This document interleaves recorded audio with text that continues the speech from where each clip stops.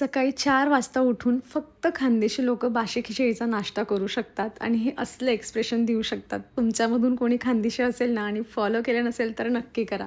चला सकाळी 4 वाजता माझ्या बाल्कनीचा व्ह्यू कसा असतो हा तुमच्यासोबत शेअर केल्यानंतर मी खिचडी गरम करायला ठेवली आणि वेळ होता म्हणून मस्त अशी नेलपेंट लावून घेतली आणि आता मी तुम्हाला सांगते की सकाळी 4 वाजता उठून आम्ही बाशी खिचडी का खातोय. ॲक्च्युली झालं असं आहे की आम्हाला जायचं आहे गावी, म्हणजे माझ्या माहेरी पहिले जाणार आहे, त्यानंतर सासरी पण जायचं म्हणून बरेच वेगवेगळे व्हिडिओ तुम्हाला पाहायला मिळणार आहेत.